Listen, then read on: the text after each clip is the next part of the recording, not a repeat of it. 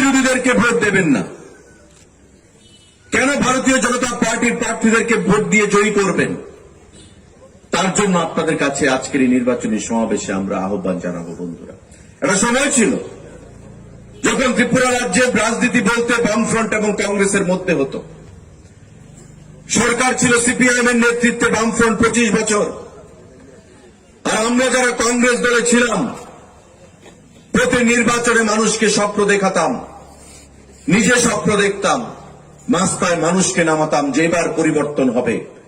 আপনারা রাস্তায় নামুন, যুবক ভাইয়েরা রাস্তায় নামুন, কর্মচারীরা রাস্তায় নামুন, গরিব অংশের মানুষকে সঙ্গে নিয়ে লড়াইটা করার জন্য যে সিপিএম কে পরাজিত করতে হবে, পরিবর্তন চাই, মানুষকে সঙ্গে নিয়ে এই রাজ্যে পরিবর্তন এনে দিতে হবে। বন্ধুরা, কিন্তু স্বপ্ন কখনোই বাস্তবায়িত হতো না।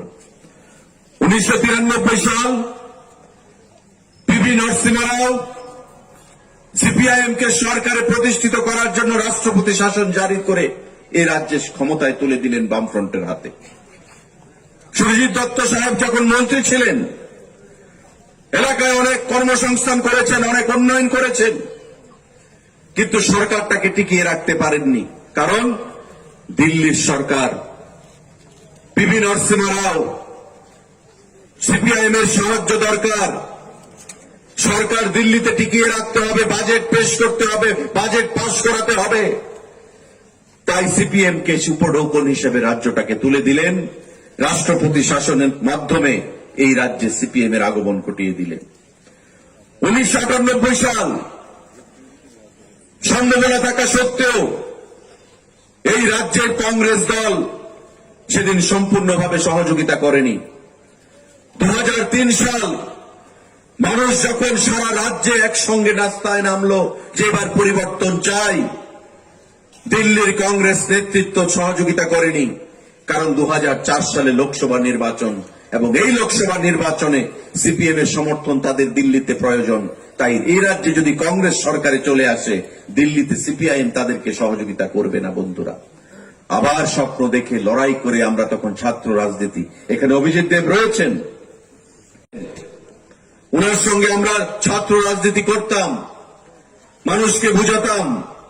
আর মানুষ একের পর এক বিভিন্ন জায়গায় বলতো যে তোমরা তো ভাই লড়াই করছো, কষ্ট হয় তোমাদের জন্য, তোমরাও আমার ছেলের মতো, যুবকের ভাইয়ের, আমার ছোট ভাইয়ের মতো।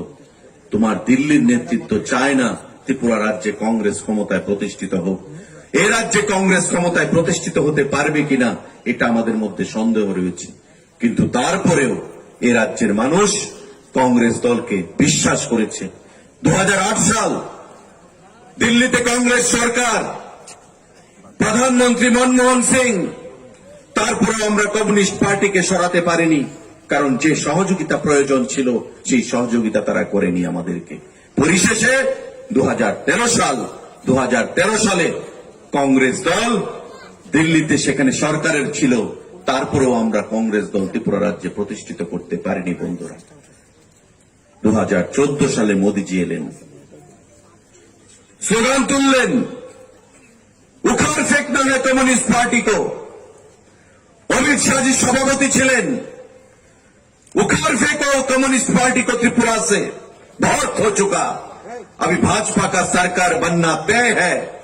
সারা রাজ্যে মানুষ পরিবর্তনের জন্য ঝাঁপিয়ে পড়ল, এবং আমরা দেখলাম কিছুদিনের মধ্যেই 18 সালে যখন বিধানসভা নির্বাচন অনুষ্ঠিত হল, এই রাজ্যে কাশ্মীর, আমাদের কাঞ্চনপুর থেকে সাব্রুম পর্যন্ত প্রতিটি জায়গায় মানুষ ভারতীয় জনতা পার্টির পদ্মফুল চিহ্নে ভোট দিয়ে প্রথমবারের মতো এই রাজ্যে বিজেপি সরকারকে বাম বিরোধী সরকার হিসেবে প্রতিষ্ঠিত করল। বন্ধুরা, বিধানসভা নির্বাচনে, বন্ধুরা, ভাবতে লজ্জা হয় আজকে আমরা লড়াই করেছি, তারা ভুলে গেছে যে মার সামনে কত মেয়েকে ধর্ষণ, তারা ভুলে গেছে বাবার সামনে কত ছেলেকে খুন, তারা ভুলে গেছে যে সিপিআইএম এর বিরুদ্ধে লড়াই করার জন্য, কথা বলার জন্য কর্মচারী অংশের মানুষকে 20 বছর, 15 বছর, 25 বছর আগরতলা শহরের বাইরে ওই প্রত্যন্ত অঞ্চলে ট্রান্সফার করে দেওয়া হতো গণতন্ত্রের পক্ষে কথা বলার জন্য, কংগ্রেসের পক্ষে কথা বলার জন্য। গরিব অংশের মানুষকে অর্থনৈতিকভাবে ব্যারিকেড তৈরি করা হতো, আজকে সেই জিনিসগুলো ভুলে গিয়ে ওই সমস্ত নেতাদের কথায় বিশ্বাস করে যারা কংগ্রেস দলে লম্বা লাইন করেছে, আজকে সেই কংগ্রেসীরা খুন হয়েছে। আজকে নেতার বাবুরা সিপিএম এর সঙ্গে আঘাত সংগঠিত করেছে। বন্ধুরা, পশ্চিম আসন কংগ্রেসকে ছেড়ে দিয়েছে, পূর্ব আসন সিপিআইএম কে সমর্থন করছে। আমার প্রশ্ন, যারা প্রকৃত বাম বিরোধী মানুষ ছিলেন বা যারা প্রকৃত আদর্শবান নীতিবান কমিউনিস্ট বন্ধুরা রয়েছেন, তারা কি পারবেন ওই হাত চিহ্নে পশ্চিম আসনে ভোটটা কংগ্রেস প্রার্থীকে দিতে? আর যারা কংগ্রেসের বিরুদ্ধে লড়াই করেছেন আদর্শবান নীতিবান কমিউনিস্ট বন্ধুরা, তারা কি পারবেন হাত চিহ্নে ভোটটা দিতে? আর কংগ্রেস বন্ধুরা তারা কি পারবেন এই উপনির্বাচনে রতনবাবুকে ভোটটা প্রদান করতে কাস্তিয়াতরি তারার মধ্যে? আমার প্রশ্ন, আজকে যখন সিপিএম এবং কংগ্রেসের বিরুদ্ধে লড়াই হতো, কি বলতো?